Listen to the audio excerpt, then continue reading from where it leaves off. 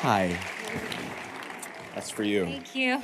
Thank you for being so patient and waiting for everybody else. She's here. No, it's okay. It's great to see you. Good to see you. We all do. Listen, it has been a time. You have been through it. I just feel like this movie, have been under this microscope for good, for not so good, for all these different reasons. I just want to know, how are you? How are you doing right now? Thank you very much. I'm good. I'm really good. Some of the magic has disappeared, but I choose to continue to be proud of what I've done, and I'm just grateful. I live with no regrets, and I would do this movie over and over again if I could. I'm so glad to hear that. Well, to that point, I'd love to know, when you now think back on this whole experience, what did this project allow you to do, professionally speaking, that maybe you had never gotten the chance to do before? How would you distill that? Just having someone see something in me besides the obvious was such a special experience. The director just really trusted me, and I was so grateful because I've gotten to show people that I am capable of doing more, and I hope that this is just the beginning for me in this field. So, thank you. Yeah.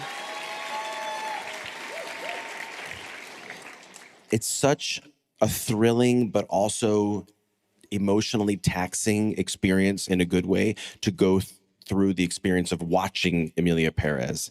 I can only imagine what then it was like for you all, you specifically, to go through it, especially numerous takes of some of the most intense scenes. I'd be curious to know how you chose to decompress after a particularly tough day and also after the end of the entire shoot. The whole experience was actually very cathartic. Being able to express this character that was trapped in a situation that is unimaginable was really fun. However, to unwind, a good glass of wine, I guess, doesn't hurt. But no, I think it was too much fun. The adrenaline was constantly there when I was shooting because it was something new every day. And the first day we ever shot, he decided to shoot the last scene of the movie. So that was a big challenge for me, but we got us there, so it was really fun. Now, why would he do that? He really trusted someone. What do you feel like you're now ready to tackle in your professional life now that you've done this? I think I'm ready to just focus on this for a while. I think film and art making and being around such incredible talented people that have done nothing but uplift me along the way. I don't know, it's going to be very hard for me to ever go back to music after this.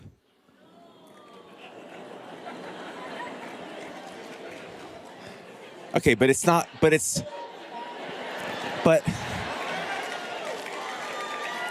like a never say never situation, right? Yes, thank Maybe. you. You do you. That's great advice. Okay, how many times have you watched Emilia Perez, and what has the experience been like for you watching it numerous times if you have? One.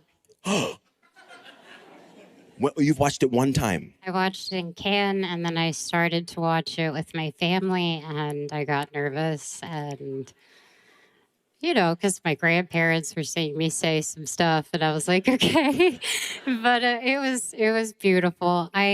I get very weird watching stuff sometimes, but I couldn't have been more proud. Do you think there'll be a time where you're ready to watch it again? Oh yeah, no, it's been on. Like my grandparents casually throw it on in the background. I'm like, that's why is it on? So Oh my God. Listen, there's one thing I want to ask you about, just because it's one of my favorite stories of anything that I've ever witnessed even peripherally. So when I met you at the Telluride Film Festival in September, the coolest thing happened, which is that the local girls volleyball team put up a flyer on like a wooden post that said like, Selena Gomez, we know you're here in Telluride. Would you come and to our volleyball game and just say hi to us? Well, guess what? She did it.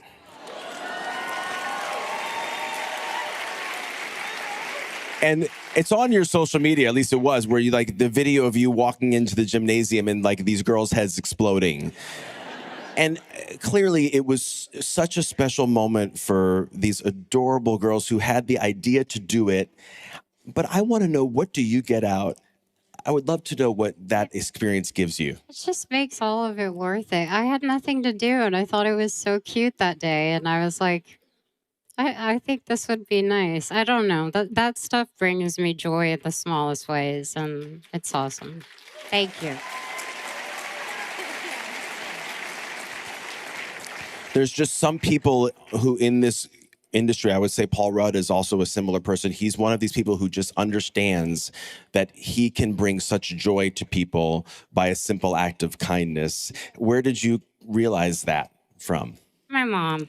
My mom always said, treat people the way you want to be treated. I'm no greater. I'm no lesser than anyone. I'm just a girl from Texas who works really hard. It started with a whisper online, the kind of quiet digital murmur that spreads faster than anyone can trace.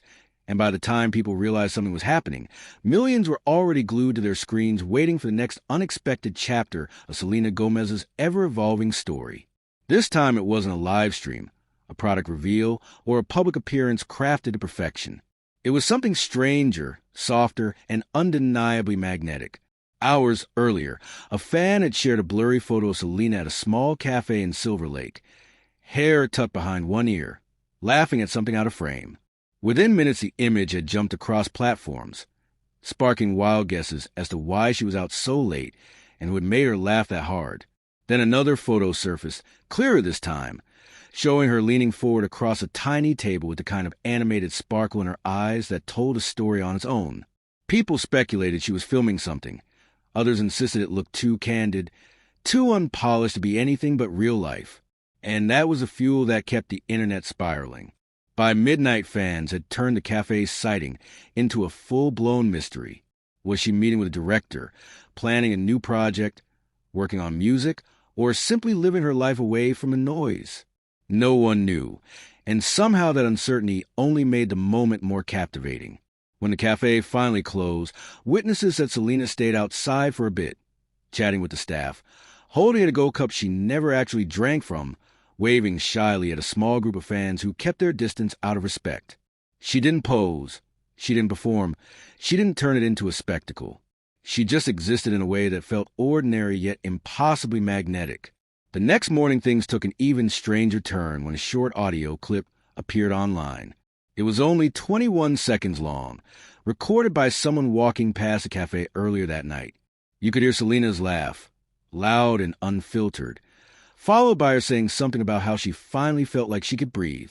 That one sentence was all it took for people to lose their minds. What did she mean? Was she talking about work, her personal life, a new creative chapter, a break from the spotlight? Interpretations multiplied like wildfire, but no one could agree on a single explanation, which somehow made the moment feel bigger than anything anyone could pin down. Hours later, a fan who lived near the cafe posted on social media that Selena had returned the next morning, this time alone, wearing oversized sunglasses and carrying a notebook covered with stickers. She ordered something simple, sat by the window, and wrote for almost an hour, occasionally glancing outside as if collecting ideas from every passerby. People walked by, recognized her, hesitated, but something in the calm around her kept them from approaching. It was as if she had carved out a small pocket of normalcy in the middle of the city, a quiet island where she wasn't the face of a brand, a chart-topping artist, or a headline waiting to happen. She was simply a person with a notebook and a warm drink, letting her mind wander. By the time she left, a handful of people had gathered across the street, hoping to catch a glimpse. She smiled, waved, pressed her hand to her heart, and slipped into a waiting car without a trace of hurry or stress. That brief, gentle gesture became the screenshot shared in millions of feeds that afternoon. Everyone agreed it felt different from anything she had done recently. Not staged, not strategic, just real. And that realness became its own kind of story. Fans made edits. Writers crafted think pieces. And for once, the conversation wasn't about drama, relationships, or rivalry. It was about a woman rediscovering the simplest parts of herself in a world that rarely lets her be simple. No live stream chaos, no viral banana moment, no emotional confessions.